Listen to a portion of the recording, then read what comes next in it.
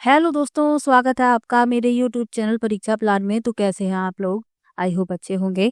तो जैसा कि आप लोगों को पता है कि रीट के एसएसटी के प्रीवियस ईयर के क्वेश्चन मैं सॉल्व करवा रही हूँ। ये दूसरा वीडियो है। इसके पहले एक वीडियो आ चुका है जिसमें मैंने 2011 वाला पेपर लिया था।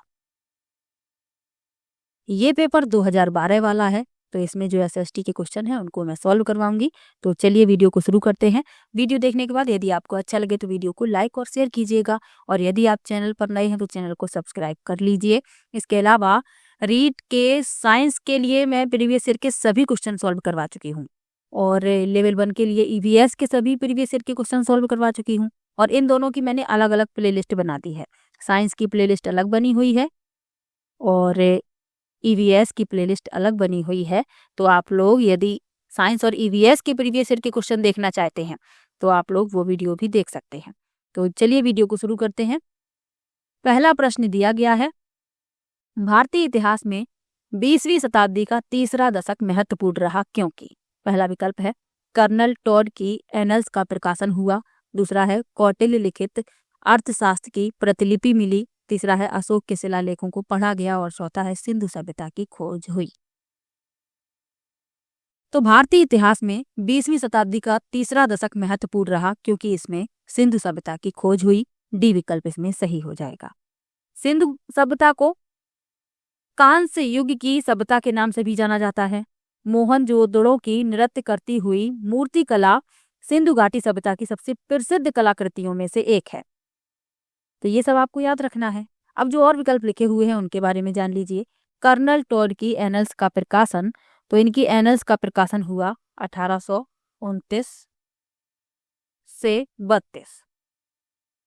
कौटिल्य लिखित अर्थशास्त्र की प्रतिलिपि, तो ये 1905 में खोजी गई। और अशोक के शिलालेखों को पढ़ा गया 1837 में।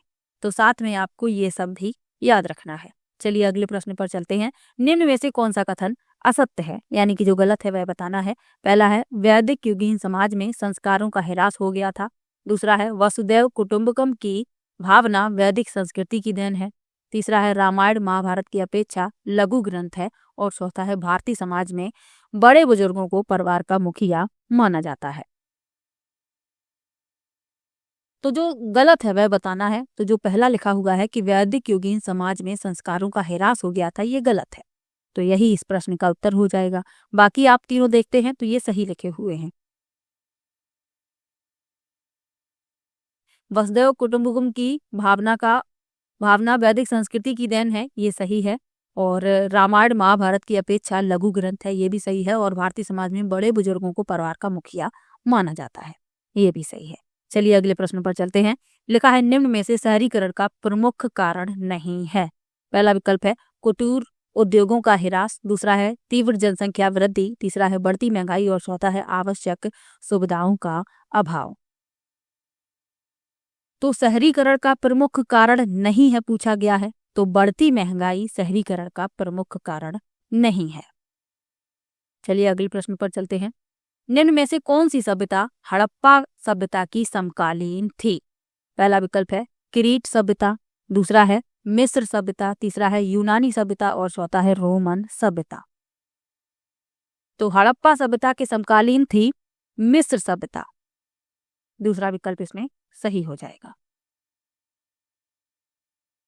मिस्र की जो सभ्यता है 5500 ईसा पूर्व से शुरू होकर नील नदी के किनारे दो प्रमुख राज्य विकसित हुए। इतिहासकार उन्हें ऊपरी मिस्र और निचला मिस्र कहते हैं। तो ये जो सभ्यता है ये हड़प्पा सभ्यता की समकालीन मानी जाती है। बी विकल्प इस प्रश्न का उत्तर हो जाएगा। अगला प्रश्न है भारतीय समाज में महिलाओं की स्थिति में सुधार की दिशा में किए गए प्रयासों के संदर्भ में निम्न में से कौन सा कथन सही नहीं है? पहला है मद्रास प्रेसिडेंसी में वीरेश लिंगम पंतलू ने विधवा विवाह के समर्थन में एक संगठन बनाया था। दूसरा है जवाहरलाल नेहरू एवं सुभाष चंद्र बोस ने महिलाओं के लिए अधिक स्वतंत्रता एवं मांगों का समर्थन किया। तीसरा है पंडिता रमाबाई ने ऊंची जातियों की महिलाओं की दुर्दशा सुधारने का प्रयास किया। और चौथा है ताराबाई शिंदे ने स्त्री पुरुष तुलना नाम से किताब प्रकाशित कर स्त्री के बारे में रूढ़िवादी विचारों का समर्थन किया। तो जो कथन सही नहीं है वह बताना है। तो मद्रास प्रेसिडेंसी में वीरेश लिंगम पंतलू ने विधवा विवाह के समर्थन में एक संगठन बनाया था, ये सही है। जवाहरलाल नेहरू एवं सुभाष चंद्र बोस ने महिलाओं के लिए अधिक स्वतंत्रता एवं मांगों का समर्थन किया, ये भी सही है। पंडिता रमाबाई ने ऊंची जातियों की महिलाओं की दुर्दशा सुधारने का प्रयास किया, ये भी सही है। लेकिन ताराबाई शिंदे ने स्त्री पुरुष तुलना नाम से प्रकाशित किताब में स्त्री के बारे में रूढ़िवादी विचारों का समर्थन नहीं किया है, ये पूरी तरीके से गलत लिखा हुआ है। तो यही इस प्रश्न का उत्तर हो जाएगा। तो ताराबाई शिंदे महाराष्ट्र की एक महिला कार्यकर्ता हैं जिन्होंने समाज में पुरुषों और महिलाओं के दोहरे मानकों पर जागरूकता बढ़ाई थी। और इनकी जो पुस्तक है स्त्री पुरुष तुलना, ये भी आपको याद रखना है, ये पूछा जाता है। चलिए अगले प्रश्न पर चलते हैं। कर्मचारी वेतन भोगी हैं जबकि किसान राजा की भूमि जोतते हैं। चीनी यात्री का यह कथन किस शासक के संदर्भ में कहा गया? पहला विकल्प है हर्षवर्धन, दूसरा है चंद्रगुप्त प्रथम, तीसरा है चंद्रगुप्त द्वितीय और चौथा है समुद्रगुप्त प्रथम। तो चीनी यात्री फायान का ये कथन है और चीनी यात्री फायान भारत आया था चंद्रगुप्त द्वितीय के शासनकाल में, या चंद्रगुप्त विक्रमादित्य आपको कहीं लिखा मिलेगा क्योंकि ये एक ही व्यक्ति का नाम है। तो इसमें सी विकल्प सही हो जाएगा। यह जो कथन है वह चीनी यात्री ने किसके बारे में कहा है? चंद्रगुप्त द्वितीय के बारे में।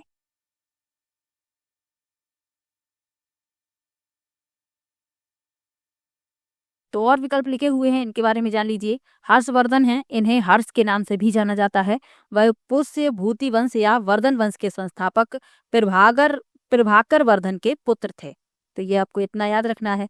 चंद्रगुप्त प्रथम, तो चंद्रगुप्त प्रथम ने महाराज धीरज की उपाधि धारण की। उन्होंने वैवाहिक संबंधों के माध्यम से अपनी स्थिति मजबूत की। और समुद्रगुप्त भारत के महानतम शासकों में से एक हैं और इन्हें भारतीय नेपोलियन भी कहा जाता है। तो ये सब भी आपको साथ में याद रखना है। और चंद्रगुप्त द्वितीय को चंद्रगुप्त विक्रमादित्य कहा जाता है, तो ये भी याद रखिएगा। चलिए अगले प्रश्न पर चलते हैं। किस चोल शासक ने पल्लवों को हराकर कांची पर अधिकार कर लिया? पहला है परांतक प्रथम, दूसरा है आदित्य प्रथम, तीसरा है विजयालय और चौथा है राजेंद्र चोल प्रथम, राजेंद्र चोल द्वितीय।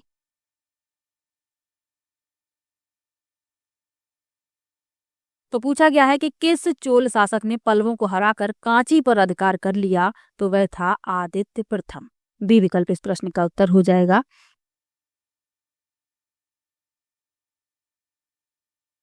तो विजयालय के उत्तराधिकारी के पुत्र चोल शासक आदित्य प्रथम ने सिरिपुरम्बियम के युद्ध में भाग लिया, जिसमें पल्लवों द्वारा पांडवों को पराजित किया गया।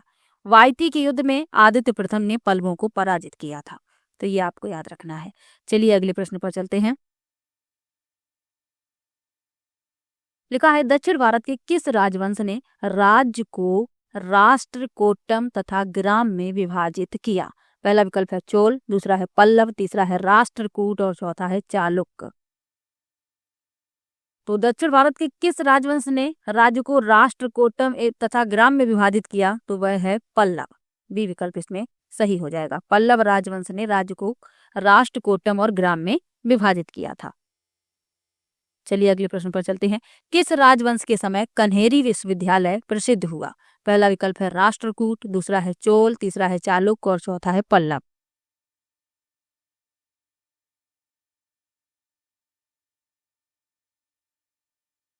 तो कन्हेरी विश्वविद्यालय प्रसिद्ध हुआ राष्ट्रकूट के समय में। ए विकल्प इसमें सही हो जाएगा। राष्ट्रकूट वंश में महाराष्ट्र के मुंबई में स्थित कन्हेरी का बुद्ध विहार शिक्षा का प्रसिद्ध केंद्र था। 10वीं शताब्दी में कन्हेरी एक विश्वविद्यालय बन गया। राष्ट्रकूट वंश के शासनकाल में कन्हेरी विश्वविद्यालय लोकप्रिय हुआ। तो इतना आपको याद रखना है। चलिए अगले प्रश्न पर चलते हैं। रामपुरवा का वृषभ शीर्ष वाला अशोक स्तंभ किस राज्य में है? पहला विकल्प है बिहार, दूसरा है बंगाल, तीसरा है असम और चौथा है उत्तर प्रदेश। तो रामपुरवा का वृषभ शीर्ष वाला अशोक स्तंभ बिहार में स्थित है। ए विकल्प इस प्रश्न का उत्तर हो जाएगा।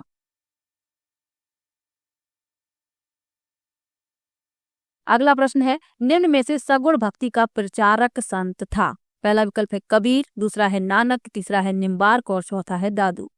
तो सगुण भक्ति का प्रचारक संत पूछा गया है तो वह थे निम्बार्क। सी विकल्प इसमें सही हो जाएगा।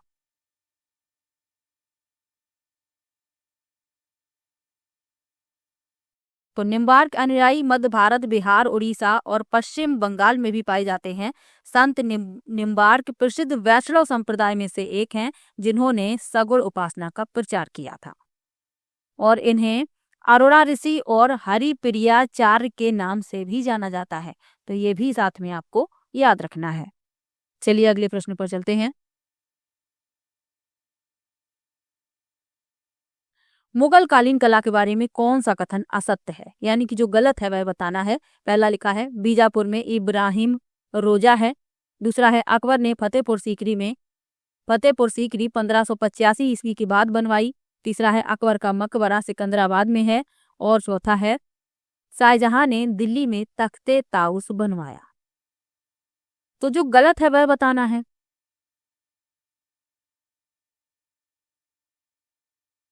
तो पूछा गया है कि मुगल कालीन कला के बारे में जो कथन असत्य है वह बताना है। तो अकबर ने फतेहपुर सीकरी 1585 के बाद बनवाई, ये गलत है, क्योंकि फतेहपुर सीकरी की स्थापना 1571 में अकबर ने मुगल साम्राज्य की राजधानी के रूप में की थी और इसमें लिखा है कि 1585 के बाद। तो ये गलत हो जाता है और यही इस प्रश्न का उत्तर है, क्योंकि गलत पूछा गया है। चलिए अगले प्रश्न पर चलते हैं। महाराणा प्रताप की मृत्यु के समय आयु थी। पहला विकल्प है 67 वर्ष, दूसरा है 54 वर्ष, तीसरा है 57 वर्ष और चौथा विकल्प है 49 वर्ष। तो महाराणा प्रताप, जिन्हें प्रताप सिंह भी कहा जाता है, मेवाड़ के 13वें महाराणा थे, जो मुगल साम्राज्य के खिलाफ अपने बहादुर और उत्साही रक्षा के लिए जाने जाते हैं। जब इनकी मृत्यु हुई थी तो उस समय इनकी आयु थी 57 वर्ष। सी विकल्प इस प्रश्न का उत्तर हो जाएगा।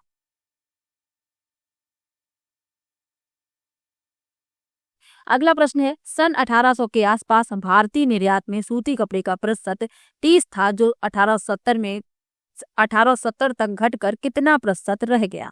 पहला विकल्प है 25, दूसरा है 13, तीसरा है 8 और चौथा है 3। तो 1800 के आसपास भारतीय निर्यात में सूती कपड़े का प्रतिशत 30% था, लेकिन 1870 ईस्वी तक यह घटकर रह गया था मात्र 3%। डी विकल्प इस प्रश्न का उत्तर हो जाएगा। चलिए अगले प्रश्न पर चलते हैं।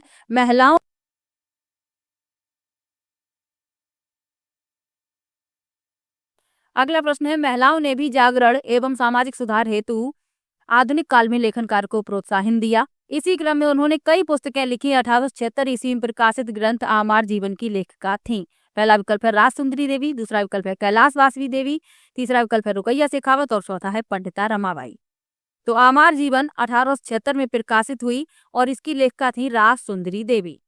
ये इन्हीं की आत्मकथा है, राज सुंदरी देवी की, और ये पहली भारतीय महिला थी जिन्होंने अपनी आत्मकथा लिखी। तो ये सब आपको याद रखना है। अब जो और विकल्प लिखे हुए हैं उनके बारे में जान लीजिए। कैलाश वासिनी देवी कौन है?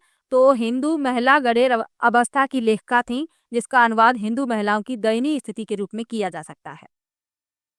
पंडिता रमाबाई, तो पंडिता रमाबाई ने महिला मुक्ति पर व्याख्यान दिया और देश की पहली महिला आश्रय और स्कूलों में एक की स्थापना की। और रुकैया शेखावत, तो ये एक साहित्यकार, शिक्षाविद और समाज सुधारका थी। तो ये भी आपको याद रखना है। चलिए अगले प्रश्न पर चलते हैं। भारतीय संविधान को अंगीकृत किया गया।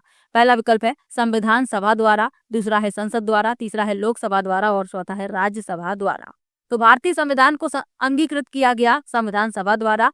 ए विकल्प इस प्रश्न में सही हो जाएगा।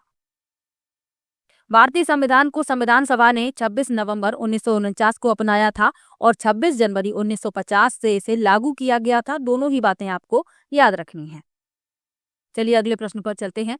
पंथ निरपेक्ष शब्दावली, जिसे बाद में जोड़ा गया, का उल्लेख भारतीय संविधान के किस भाग में मिलता है? पहला विकल्प है मौलिक अधिकार में, दूसरा है नीति निर्देशक तत्वों में, तीसरा है प्रस्तावना यानी उद्देशिका में और चौथा है इनमें से सभी में। तो पंथ निरपेक्ष शब्दावली इसे बाद में जोड़ा गया है और ये मिलता है प्रस्तावना यानी कि उद्देशिका में। सी विकल्प इस प्रश्न में सही हो जाएगा।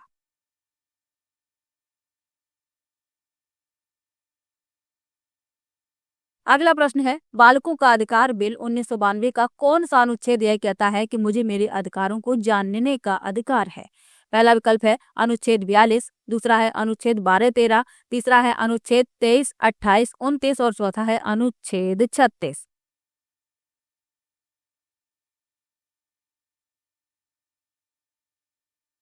तो बालकों के अधिकार बिल 1992 का अनुच्छेद 42 कहता है कि मुझे मेरे अधिकारों को जानने का अधिकार है। ए विकल्प इसमें से सही हो जाएगा। चलिए अगले प्रश्न पर चलते हैं। निम्न में से कौन सा मौलिक अधिकार नहीं है? पहला विकल्प है समानता का अधिकार, दूसरा है स्वतंत्रता का अधिकार, तीसरा है मतदान का अधिकार और चौथा है संवैधानिक उपचारों का अधिकार। तो मौलिक अधिकारों की संख्या कितनी है? 6 मौलिक अधिकार हैं। कौन कौन से हैं? पहला समानता का अधिकार, दूसरा स्वतंत्रता का अधिकार, तीसरा शोषण के विरुद्ध अधिकार, चौथा धर्म की स्वतंत्रता का अधिकार, पांचवा सांस्कृतिक और शैक्षिक अधिकार और छठवां संवैधानिक उपचार का अधिकार।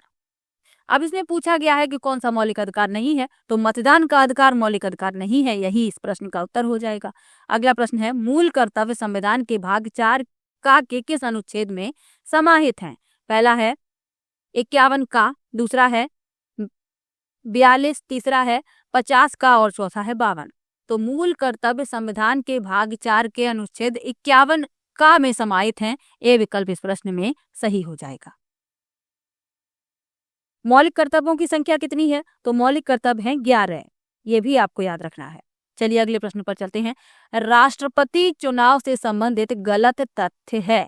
पहला है चुनाव से संबंधित विवाद सिर्फ उच्चतम न्यायालय में ही उठा सकते हैं, दूसरा है सभी विधायकों के मत समान मूल्य रखते हैं, तीसरा है सभी सांसदों के मत समान मूल्य रखते हैं और चौथा है मनोनीत सदस्य मतदान में भाग नहीं ले सकते।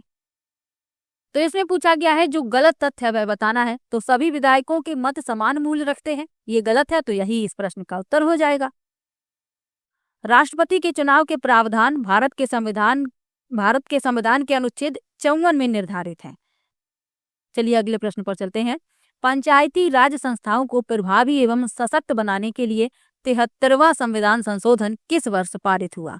पहला है 1990, दूसरा है 1991, तीसरा है 1992 और चौथा है 1993। तो 73वां संविधान संशोधन पारित हुआ 1992 में। सी विकल्प इसमें सही हो जाएगा।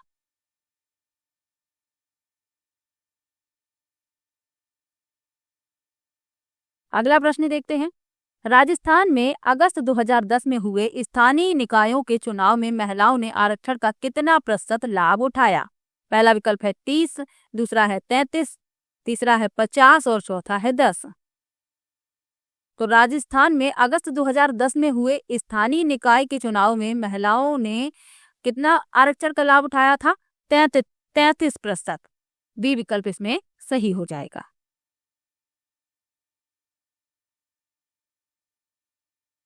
अगला प्रश्न है राजस्थान में नगर निगम के प्रमुख को कहा जाता है? पहला विकल्प है अध्यक्ष, दूसरा है महापौर, तीसरा है सभापति और चौथा है नगर प्रमुख। तो नगर निगम के प्रमुख को महापौर कहा जाता है। बी विकल्प इसमें सही हो जाएगा। राजस्थान से संबंधित एक वीडियो मैंने बनाई है, आप लोग वो वीडियो देख सकते हैं, आपके कई प्रश्न तैयार हो जाएंगे। चलिए अगले प्रश्न पर चलते हैं। राजस्थान विधानसभा में कुल सदस्यों की संख्या है? पहला विकल्प है 200, दूसरा है 180, तीसरा है 160 और चौथा है 210। तो राजस्थान विधानसभा में कुल सदस्यों की संख्या है 200। ये सब कुछ मैंने उस वीडियो में बताया है और वो वीडियो देखने के बाद आपके कई प्रश्न तैयार हो जाएंगे, तो वो वीडियो जरूर देख लीजिएगा। चलिए अगले प्रश्न पर चलते हैं। किस महासागर में मेरियाना गर्त स्थित है? पहला विकल्प है हिंद महासागर, दूसरा है प्रशांत महासागर, तीसरा है अंध महासागर और चौथा है उत्तरी ध्रुव सागर। तो मेरियाना गर्त स्थित है प्रशांत महासागर में। बी विकल्प इसमें सही हो जाएगा।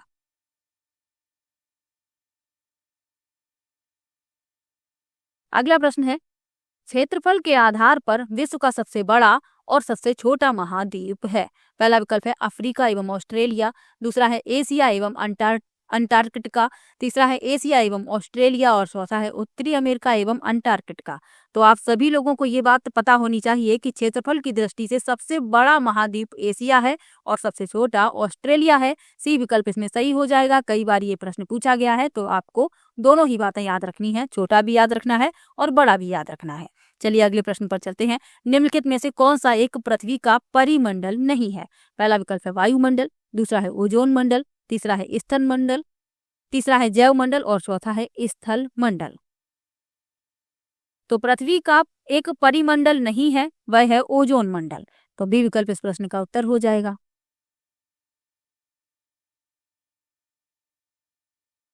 वायुमंडल की जो संरचना है, तो वायुमंडल को पृथ्वी की सतह से शुरू करके 5 परतों में विभाजित किया गया है। जो सबसे समीप है पृथ्वी के वह है क्षोभ मंडल, उसके बाद समताप मंडल है और समताप मंडल में ही ओजोन परत पाई जाती है। और समताप मंडल के बाद है मध्य मंडल, फिर ताप मंडल, फिर वायुमंडल। तो ये आपको याद रखना है। चलिए अगले प्रश्न पर चलते हैं। एक प्रश्न और पूछा जाता है कि जो हवाई जहाज हैं वो किस मंडल में उड़ाए जाते हैं। तो आपको याद रखना है हवाई जहाज उड़ते हैं समताप मंडल में। चलिए अगले प्रश्न पर चलते हैं। संगमरमर एक उदाहरण है। पहला विकल्प है कायांतरित चट्टान का, दूसरा है अवसादी चट्टान का, तीसरा है आग्नेय चट्टान का और चौथा है प्लूटोनिक चट्टान का। तो संगमरमर जो है उदाहरण है कायांतरित चट्टान का। ए विकल्प इसमें सही हो जाएगा। 3 प्रकार की चट्टानें होती हैं, अवसादी, आग्नेय और कायांतरित। चलिए अगले प्रश्न पर चलते हैं। अपचय एवं अपर्दन की संयुक्त क्रिया को कहते हैं। पहला है अपघटन, दूसरा है जलीकरण, तीसरा है कार्बोनेशन और चौथा है अनाच्छादन। तो अपचय एवं अपर्दन की संयुक्त क्रिया को अनाच्छादन कहते हैं। डी विकल्प इसमें सही हो जाएगा। अगला प्रश्न है निम्नलिखित में से कौन सा एक धात्विक खनिज नहीं है। पहला है बॉक्साइट, दूसरा है तांबा, तीसरा है क्रोमाइट और चौथा है अभ्रक। तो धात्विक खनिज नहीं है पूछा गया है, तो अभ्रक धात्विक खनिज नहीं है। डी विकल्प इस प्रश्न में उत्तर हो जाएगा। अगला प्रश्न है निम्न में से कौन सा युग्म सुमेलित नहीं है। ये संसाधन के प्रकार लिखे हुए हैं, ये उदाहरण लिखे हुए हैं। जो सुमेलित नहीं है वह बताना है। तो गैर नवीकरणीय या अनवीकरणीय संसाधन प्राकृतिक गैस है, सही है। प्राकृतिक संसाधन जल है, ये भी सही मिला हुआ है। जैव संसाधन वन है, ये भी सही है। लेकिन सर्वव्यापक संसाधन तांबा नहीं है, तो ये गलत है और यही इस प्रश्न का उत्तर हो जाएगा।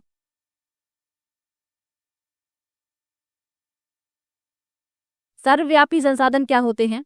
पहले तो इसमें डी विकल्प इस प्रश्न का उत्तर हो गया। अब सर्वव्यापी संसाधन क्या होते हैं कि सर्वव्यापी संसाधन एक प्राकृतिक संसाधन है जो आपके रहने वाले किसी भी स्थान पर आसानी से उपलब्ध हैं, जैसे वायु, जल, ये सभी क्या है, हवा सर्वव्यापी संसाधन है। तो तांबा इसमें नहीं आएगा, इसीलिए ये गलत है। चलिए अगले प्रश्न पर चलते हैं। सतत पोषणी विकास की अवधारणा का संबंध है। पहला है संसाधनों के अधिकतम उपयोग से, दूसरा है संसाधनों के संरक्षण से, तीसरा है संसाधनों के औद्योगिक उपयोग से और चौथा है ऊर्जा संसाधनों के विकास से। तो सतत विकास की अवधारणा संबंधित है संसाधनों के संरक्षण से। बी विकल्प इसमें सही हो जाएगा। सतत विकास क्या है। तो सतत विकास वह है जो भविष्य की पीढ़ियों की अपनी जरूरतों को पूरा करने की क्षमता से समझौता किए बिना वर्तमान की जरूरतों को पूरा करता है। चलिए अगले प्रश्न पर चलते हैं। लिखा है वन्य जीवों के कम होने का प्रमुख कारण है। पहला विकल्प है प्राकृतिक आवासों का नष्ट होना, दूसरा है बांधों का निर्माण, तीसरा है बाढ़ और चौथा है नगरीकरण। तो वन्य जीव कम हो रहे हैं, इसका प्रमुख कारण है कि उनके जो प्राकृतिक आवास हैं वो नष्ट हो रहे हैं। तो ए विकल्प इस प्रश्न का उत्तर हो जाएगा। अगला प्रश्न देखते हैं। विश्व में निम्नलिखित में से किस एक प्रदेश में गहन निर्वाह कृषि अधिक प्रचलित है। पहला है शीतोष्ण प्रदेश, दूसरा है भूमध्य सागरीय प्रदेश, तीसरा है मानसून प्रदेश और चौथा है अर्ध शुष्क प्रदेश। तो गहन निर्वाह कृषि अधिक प्रचलित है मानसूनी प्रदेश में। सी विकल्प इस प्रश्न में सही हो जाए। अगला प्रश्न दिया गया है कौन सा भू आकार विश्व की छत के नाम से जाना जाता है। पहला विकल्प है महा हिमालय, दूसरा है पामीर का पठार, तीसरा है तिब्बत का पठार और चौथा है दक्षिण का पठार। तो विश्व की छत कहा जाता है पामीर के पठार को। बी विकल्प इसमें सही हो जाएगा। पामीर दुनिया में सबसे प्रसिद्ध पर्वत अभिसरण क्षेत्र है। यह सबसे बड़ा अभिसरण क्षेत्र है जो तियानशान पर्वत, कालाकुनकुन पर्वत, हिमालय, हिंदुकुश पर्वत और जिएटर सुलेमान पर्वत के अभिसरण द्वारा बनाया गया था। पामीर जो है समुद्र तल से 4000 मीटर से अधिक ऊंचाई पर है और इसी वजह से इसे विश्व की छत कहा जाता है। तो ये याद रखिएगा। चलिए अगले प्रश्न पर चलते हैं। भारत के किस राज्य में ग्रीष्म ऋतु में सामान्यतः काल वैसाखी हवाएं चलती हैं। पहला विकल्प है पश्चिम बंगाल, दूसरा है असम, तीसरा है उड़ीसा और चौथा है बिहार।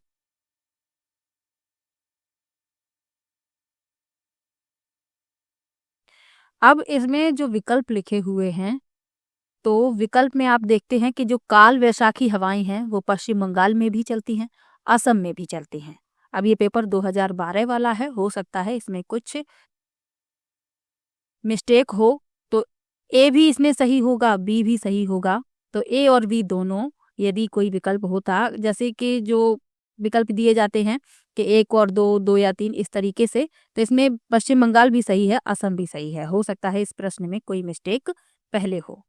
तो आपको इतना याद रखना है कि जो काल वैसाखी हवाएं हैं ये पश्चिम बंगाल में भी चलती हैं, असम में भी चलती हैं। चलिए अगले प्रश्न पर चलते हैं। भारत के किस क्षेत्र में याक पशु मिलता है? पहला विकल्प है सुंदरवन, दूसरा है अरुणाचल प्रदेश, तीसरा है दार्जिलिंग और चौथा है लद्दाख। तो याक जो पशु है ये आपको लद्दाख में देखने के लिए मिलेगा। डी विकल्प इसमें सही हो जाएगा। लद्दाख जो है इसे छोटा तिब्बत भी कहा जाता है, तो ये भी आपको याद रखना है। चलिए अगले प्रश्न पर चलते हैं। निम्नलिखित में से किस स्थान पर एंटीबायोटिक दवाओं की उत्पादक इकाई है? पहला विकल्प है ऋषिकेश, दूसरा है देहरादून, तीसरा है शिमला और चौथा है चंडीगढ़। तो एंटीबायोटिक दवाओं की उत्पादक इकाई है ऋषिकेश। ए विकल्प इसमें सही हो जाएगा। अगला प्रश्न है, भारत में उपभोक्ता संरक्षण अधिनियम किस वर्ष लागू किया गया था? पहला विकल्प है 1982 में, दूसरा है 1986 में, तीसरा है 1988 में और चौथा है 1991 में। तो उपभोक्ता संरक्षण अधिनियम लागू किया गया 1986 में। बी विकल्प इसमें सही हो जाएगा। अगला प्रश्न है, निम्नलिखित में से कौन सा एक कथन अरावली श्रेणियों के लिए सही है? पहला विकल्प है वर्षा में सहायक, दूसरा है जल विद्युत उत्पादन के लिए उपयुक्त, तीसरा है जल विभाजक का कार्य करता है और चौथा है परिवहन के लिए अवरोधक। तो इसमें जो कथन सत्य है वह बताना है। अरावली श्रेणियों के लिए तो जल विभाजक का कार्य करता है। सी विकल्प इसमें सही है, तो यही इस प्रश्न का उत्तर हो जाएगा।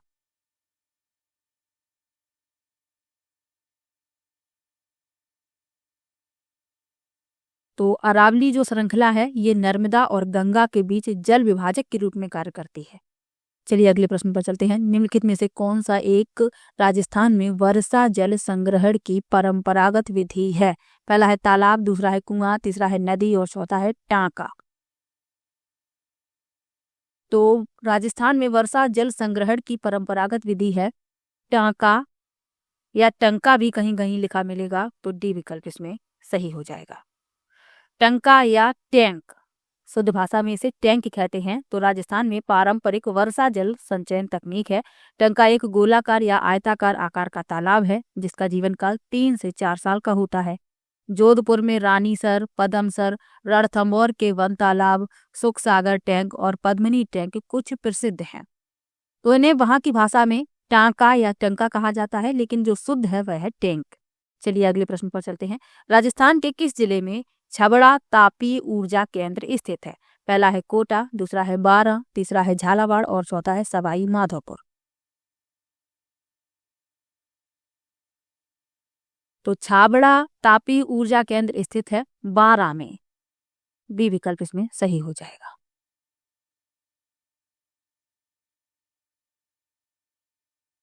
अगला प्रश्न है, निम्नलिखित में से कौन सा युग्म सुमेलित नहीं है?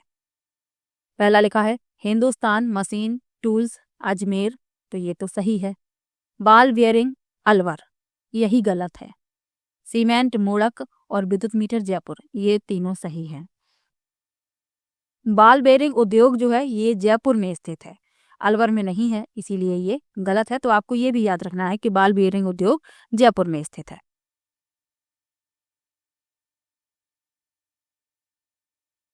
अगला प्रश्न है, राजस्थान में प्रमुख अभ्रक उत्पादक जिले हैं। पहला विकल्प है अजमेर, भीलवाड़ा और जयपुर, दूसरा है उदयपुर, चित्तौड़गढ़ और राजसमंद, तीसरा है भीलवाड़ा, चित्तौड़गढ़, कोटा और चौथा है जयपुर, दौसा और टोंक। तो अभ्रक उत्पादक जिले हैं अजमेर, भीलवाड़ा और जयपुर। ए विकल्प इसमें सही है। अभ्रक उत्पादन में राजस्थान देश में दूसरे स्थान पर है, ये भी याद रखना है। तो राजस्थान तो द्वितीय स्थान पर आता है। प्रथम स्थान पर कौन आता है? तो प्रथम स्थान पर आता है अभ्रक उत्पादन में आंध्र प्रदेश। आंध्र प्रदेश जो राज्य है यह पहले स्थान पर आता है। चलिए अगले प्रश्न पर चलते हैं। विरासत के संरक्षण हेतु स्मारक, पुराशेष स्थान एवं प्राचीन वस्तु अधिनियम राजस्थान में कब लागू हुआ? पहला विकल्प है 1961, दूसरा है 1971, तीसरा है 1947 और चौथा है 1952। तो विरासत के संरक्षण हेतु स्मारक, पुराशेष स्थान एवं प्राचीन वस्तु अधिनियम राजस्थान में लागू हुआ 1961 में। ए विकल्प इसमें सही हो जाएगा। अगला प्रश्न है, बालद क्या है? पहला विकल्प है मांड गायन की परंपरा, दूसरा है वेनिजारों का वह बैल समूह जिसकी पीठ पर माल लादकर विक्रय हेतु ले जाया जाता है, तीसरा है ओलियू का पर्यायवाची और चौथा है अकाल पड़ने पर मवेशियों को चारे पानी की खोज में अन्य भूभागों में ले जाने की घटना। तो बालद जो है यह बैलों का एक झुंड है जिसकी पीठ पर माल लादकर बेचने के लिए ले जाया जाता है। बी विकल्प इस प्रश्न का उत्तर हो जाएगा। अगला प्रश्न दिया गया है, राजस्थान के जननायक माणिक्यलाल वर्मा के बारे में निम्न में से कौन सा कथन असत्य है? पहला लिखा है इनका जन्म बिजौलिया में हुआ था, सही है। इन्होंने अपना जीवन एक किसान के रूप में शुरू किया, ये भी सही है। तीसरा है वे बिजौलिया किसान आंदोलन से लंबे समय तक संबद्ध रहे, ये भी सही है। चौथा लिखा है स्वतंत्रता प्राप्ति के पश्चात वे बृहत्तर राजस्थान के प्रधानमंत्री बने, तो ये गलत है क्योंकि जब राजस्थान का पूर्ण गठन नहीं हुआ था उस तब ये प्रधानमंत्री थे, लेकिन स्वतंत्रता प्राप्ति के पश्चात राजस्थान की ये प्रधानमंत्री नहीं रहे, तो ये गलत हो गया, गलत ही पूछा गया है। तो डी विकल्प इस प्रश्न का उत्तर हो जाएगा। अगला प्रश्न है, राजस्थान की अमूल्य साहित्यिक धरोहर वाता री फुलवाड़ी, इसे वतन री फुलवाड़ी भी कहा जाता है, कितने खंडों में उपलब्ध है?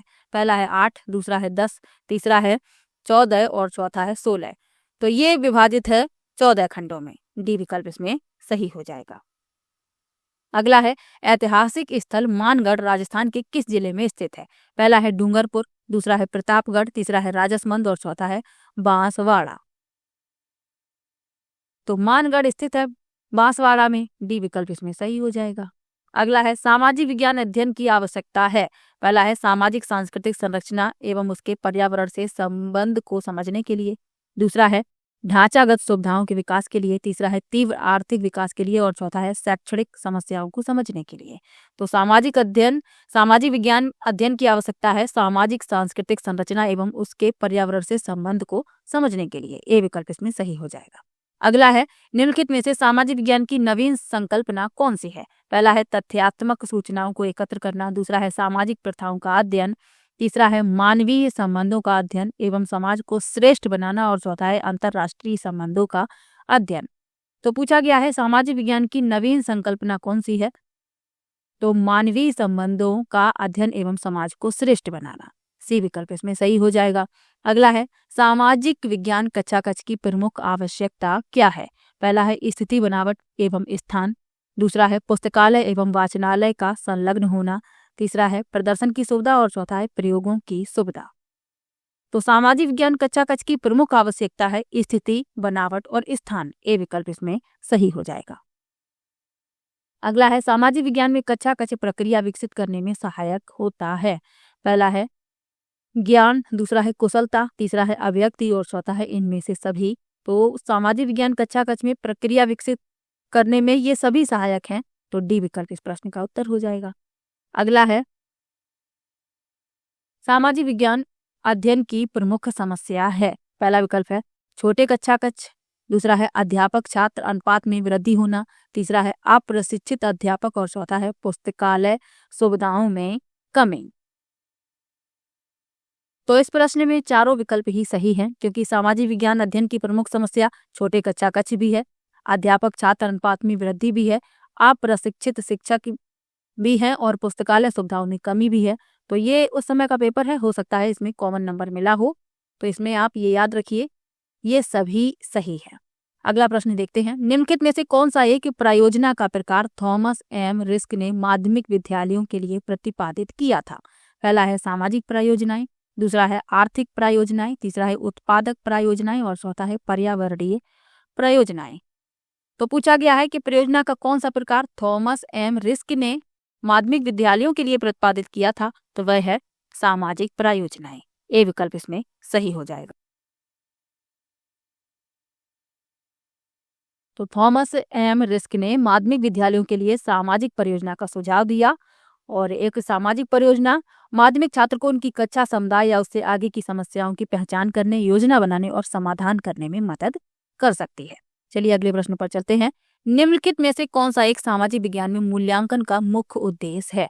पहला है छात्रों के ज्ञान की जांच, दूसरा है उत्तम कक्षा कक्ष अध्यापन, तीसरा है शैक्षिक नियोजन और चौथा है सामाजिक विकास। तो सामाजिक विज्ञान में मूल्यांकन का मुख्य उद्देश्य है छात्रों के ज्ञान की जांच। ए विकल्प इसमें सही हो जाएगा, यानी कि छात्रों के ज्ञान का आकलन। अगला प्रश्न है अच्छे मूल्यांकन की कौन सी एक विशेषता नहीं है? पहला है वैधता, दूसरा है विश्वसनीयता, तीसरा है निदानात्मकता और चौथा है नकारात्मकता। तो नकारात्मकता अच्छे मूल्यांकन की विशेषता नहीं है, तो यही इस प्रश्न का उत्तर हो जाएगा। बाकी ये तीनों अच्छे मूल्यांकन की विशेषताएं हैं। अगला प्रश्न है सामाजिक विज्ञान में क्षेत्रीय भ्रमण उपयोगी होता है? पहला है मूल्यांकन के लिए, दूसरा है आनुभविक साक्ष्य के लिए, तीसरा है मनोरंजन के लिए और चौथा है इनमें से सभी। तो सामाजिक विज्ञान में क्षेत्रीय भ्रमण उपयोगी होता है आनुभविक साक्ष्य के लिए। बी विकल्प इसमें सही हो जाएगा। आखिरी प्रश्न है सामाजिक विज्ञान में किस प्रकार की शिक्षण सामग्री सबसे उपयोगी है? पहला है मॉडल, दूसरा है संग्रहालय, तीसरा है दृश्य श्रव्य सामग्री और चौथा है ड्राइंग उपकरण। तो सामाजिक विज्ञान में सबसे अच्छी शिक्षण सामग्री है दृश्य श्रव्य। सी विकल्प इसमें सही हो जाएगा। तो 2012 वाला पेपर था, सभी प्रश्न मैंने सॉल्व करवा दिए हैं। किसी भी प्रश्न में आपको डाउट हो कमेंट बॉक्स में जरूर लिखिएगा। इसके अलावा 2011 वाली जो वीडियो है यदि आपने नहीं देखी है तो देख लीजिए, और ये भी सभी प्रश्न आपको लाभ पहुंचाएंगे क्योंकि कई प्रश्न प्रीवियस ईयर से लिए जाते हैं। और किसी भी प्रश्न में आपको डाउट हो तो आप कमेंट में जरूर लिखिएगा। तो मिलते हैं नेक्स्ट वीडियो में, तब तक के लिए बाय बाय।